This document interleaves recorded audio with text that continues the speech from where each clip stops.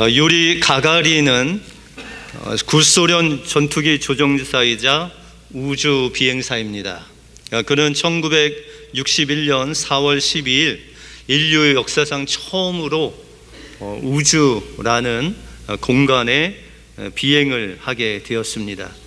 그는 보스토크 1호를 타고 지구 밖에 나가서 무려 108분이나 1시간, 거의 2시간 가까이 우주를 돌아다니고 지구 궤도를 돌고 난 후에 그는 고백했습니다. 내가 아무리 살피고 또 살폈지만 하나님은 보이지 않는다. 이 일이 있은 지 8년 후인 1969년 7월 20일 미국 아폴로 11호가 달에 도착했을 때 암스트롱은 나흘간 동안 무려 38만 4,400km의 막막한 우주를 여행하고 이제 달에 도착을 합니다. 그리고 그 달에 착륙하여 첫 발을 디딘 후에 그는 고백하기를 내가 산을 향하여 눈을 들리라. 나의 도움이 어디서 올까? 나의 도움은 천지를 지으신 여호와에게서로이다 라고 이렇게 고백을 합니다. 달에서 하나님이 만드신 그 우주 만물을 바라보니까 자기를 여기까지 인도하시고 또한 지켜주신 그 하나님을 찬송하게 되었다라는 것이죠. 여러분들, 우리의 삶 속에서, 자연 속에서 이 우주 만물을 지으신 그 하나님을 발견하고 보는 것은 그냥 되는 것이 아니라 어떤 사람은 그 놀라운 우주 여행을 하고 와서 하나님은 계시지 않는다. 그리고 한 사람은 그 달에 서서 지구와 우주를 봤을 때 하나님은 살아계시고 나의 도움이시다 라고 이렇게 고백한 차이가 바로 믿음의 눈으로 봤을 때, 우리의 마음이 청결해져서 믿음의 눈으로 하늘을 보았을 때 하나님께서 여러분들의 눈을 열어주셔서 하나님의 살아계심을 보게 하신다라는 것이죠. 오늘 야외 예배입니다. 그죠? 예배 끝나고 자연 속에서 여러분들 하나님의 그 놀라운 살아계심을 믿음의 눈으로 바라보심으로 살아계신 그 주님을 만나시는 복된 시간이 되시길 주님의 이름으로 축원드립니다. 오늘 본문을 통해서 우리는 믿음을 통해서 어떤 하나님을 볼 수 있고 하나님은 우리를 어떻게 인도하시는지 오늘 본문을 통해서 살펴보겠습니다. 먼저 우리는 믿음을 통해서, 믿음의 눈을 통해서 천지를 지으신 창조주 하나님을 볼 수 있다라고 말씀하고 있습니다. 오늘 시편 121편은 120편부터 시작되는 순례자들, 예배자들, 우리 그 예배를 드리러 예루살렘으로 올라가면서 부르는 찬양이 바로 121편이다 라는 것입니다. 하나님께 예배하는 예배자들이 하나님께 예배하는 그 찬송이 바로 121편이다 라는 것이죠.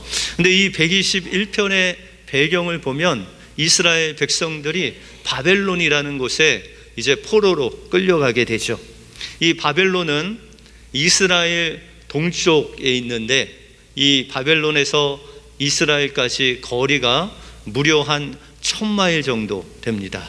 그리고 그때는 자동차가 없었기 때문에 걸어서 오게 되면 최소한 4개월에서 6개월 정도 되는 그런 시간을 오게 되었다라는 것이죠. 그런데 그들의 마음은 바벨론에서 예루살렘으로 오기를 간절히 원하는 그런 마음이 있었다라는 것이죠.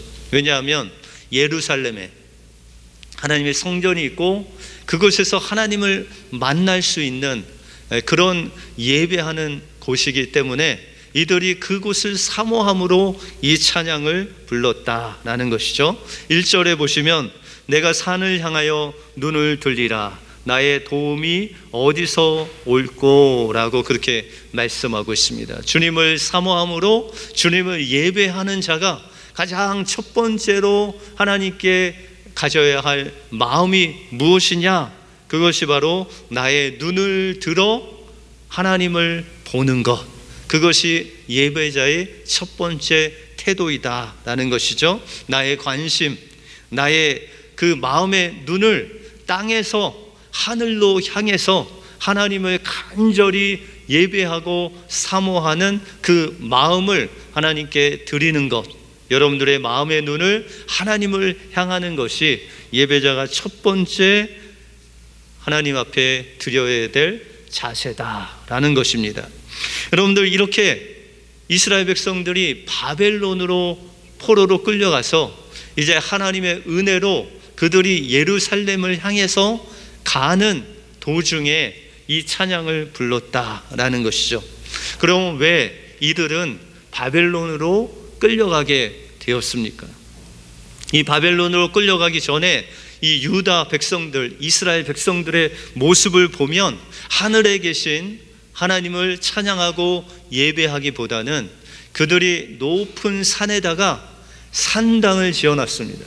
바알을 섬기는 그런 산당을 지어놓고 그 높은 산에 계신 하나님을 예배하기보다는 우상을 섬기는 그런 죄악을 범했다라는 것이죠. 그래서 하나님께서 그들에게 여러 번 돌아오라고, 주님을 바라보라고 했음에도 불구하고 그들이 돌아오지 않자 하나님께서 급기야 그들을 바벨론 땅으로 보내셔서 그곳에서 하나님을 보게 하시려고 그렇게 포로로 잡혀가게 하셨다라는 것이죠.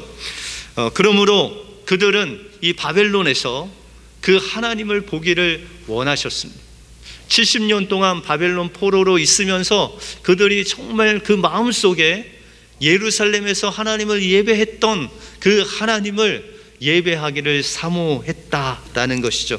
그래서 그들은 그의 마음을 돌이켜서 또 마음의 눈을 떠서 하나님께로 돌이켜 눈을 들어 그 산에 계시는, 하늘에 계시는 그 예루살렘 성전에 계시는 그 하나님을 바라보았다라는 것이죠. 이것이 예배의 첫 번째 자세며 또한 믿음이다라는 것입니다. 그러면 우리의 도움을 구하는 그 하나님은 어떤 분이시겠습니까? 2절에 보시면 나의 도움이 천지를 지으신 여호와에게로소이다 라고 이렇게 고백하고 있습니다. 여러분들, 우리의 도움이 어디서 옵니까? 우리를 만드시고 이 우주 만물을 만드신 창조주 되신 그 하나님으로부터 우리의 도움이 온다라고 그렇게 말씀하고 있습니다. 우리가 시편 57편 7절에 보시면 이 믿음의 눈으로 하나님을 바라본 그 다윗의 고백이 나옵니다. 시편 57편 우리 7절을 한번 같이 읽어보겠습니다. 시작. 하나님이여, 내 마음이 확정되고 내 마음이 획정되었사오니 내가 노래하고 내가 찬송하리로다. 예, 우리가 10절에 보시면 이 다윗이 그 마음을 확정하고 나서 또 고백하기를 무릇 주의 인자는 커서 하늘에 미치고 주의 진리는 궁창에 이르나이다. 그러면서 11절에 고백하기를, 11절은 같이 한번 읽어볼까요? 시작. 하나님이여, 주는 하늘 위에 높이 들리시며 주의 영광이 온 세계 위에 높아지기를 원하나이다 라고 그렇게 고백하고 있습니다. 지금 이 시편을 쓰는 다윗의 상황은 사울이라는 왕에게 쫓겨다니고 있습니다. 그래서 때로는 굴 속에서도 자고 때로는 블레셋 적군에 들어가서 그곳에서 생명을 연장하기 위해서 막 침을 질질 흘리면서 미친 척도 하고, 때로는 며칠 몇 날 동안 이 그를 따르는 600명의 용사와 굶기도 하면서 그렇게 배고파하며 정말 어려운 시간을 지냈다라는 것이죠. 그런데 그가 이 어려움 속에서 하나님이 계시지 않은 줄 알았는데 그의 마음을 확정하고 하나님께 돌이켜서 하늘을 보니까 하나님의 영광이 그 하늘에 충만히 있었다라는 것입니다. 그리고 내가 굴에 있을 때에도, 내가 블레셋에서 미친 척을 했을 때도, 내가 며칠 몇 날 동안 굶고 있을 그때에도 하나님께서 거기 계셨다라는 것을 고백하고 있다라는 것입니다. 그래서 오늘 4절에 보시면 이스라엘을 지키시는 이가 졸지도 아니하시고 주무시지도 아니하시리로다 라고 이렇게 말씀하고 있습니다. 여러분들, 여기서 하나님께서 여러분들을 지키시는데 어떻게 지키시느냐? 이 지키신다는 단어는 아쉬모르라는 히브리어입니다. 아쉬모르, 잃어버리셔도 됩니다. 그런데 이 아쉬모르의 그 원래의 단어의 뜻이 무엇이냐라는 것은 눈꺼풀입니다. 여러분들 눈꺼풀 있죠? 눈꺼풀이 지금도 이렇게 깜빡깜빡 거리지 않습니까? 근데 이 눈꺼풀이라는 단어에서 나왔다는 거예요. 하나님께서 여러분들 지키시는데 이 눈꺼풀과 같이, 여러분들 눈동자와 같이 여러분들 지키신다는 거예요. 그러면 여러분들 눈꺼풀이 몇 초에 한 번씩 깜빡일까요? 지금도 깜빡이고 계시죠? 보통은 1분에 15번에서 20번, 통계적으로 한 3초에 한 번씩 눈이 깜빡거린다고 합니다. 그러면 하나님께서 여러분들을 지키시는데 몇 초에 한 번씩 여러분들 보는 거예요? 하나님이? 성가대는 역시 영리하시네요. 3초. 하나님이 3초마다 여러분들 보시는 거예요. 잘 있는가, 내 눈동자들이 잘 있는가 없는가를 하나님께서 보시는 거예요. 우리는 졸고 우리는 잘지라도 하나님은 주무시지도 아니하시고 졸지도 아니하시고 몇 초마다 여러분들 보세요. 몇 초? 지금 여러분들 잠 깨우는 겁니다. 제가 3초마다 여러분들 하나님이 보시는 것이다 라는 것이죠. 그래서 6절에 보시면 낮의 해가 너를 상치 아니하며 밤의 달도 너를 해치 아니하리로다. 이 이스라엘 백성들이 바벨론에서 이제 하나님을 바라보기 위해서, 하나님 이제 저희가 예루살렘에 돌아가면 하나님 바라보겠습니다, 그렇게 약속을 했을 때 하나님께서 70년 만에 이스라엘 백성들을 예루살렘으로 돌이켜서 가는 그 길에 사막이 있었어요. 사막은 낮에는 덥잖아요, 그죠? 밤에는 춥습니다. 근데 하나님께서 낮에 해를 가려주시고 밤에 달이 너희를 상치 않도록 3초마다 그들을 붙드시고 지키시고 보호하시는 놀라운 은혜를 베풀어 주신다라는 것입니다. 그러므로 우리의 믿음의 눈을 떠서 하나님을 바라보면 창조주 하나님께서 3초마다 여러분들 눈동자와 같이 지켜주시는 놀라운 은혜를 주신다라는 것입니다. 그러므로 우리가 어떠한 상황 속에서도 주님을 바라보아야 되겠죠. 울고 있는 사람과 함께 울 수 있어서 행복하다라는 베스트셀러를 지으신 유정옥 사모님이라는 분이 있습니다. 그런데 이 사모님이 이 책을 쓸 때 말기암으로 고생을 하실 때예요. 그런데 그의 책에서 대진표 바꾸기라는 글을 쓰셨는데 그 글을 여러분들에게 소개하고자 합니다. 나는 요즘 내 삶의 모든 경기에 임하면서 두려움이 없어졌습니다.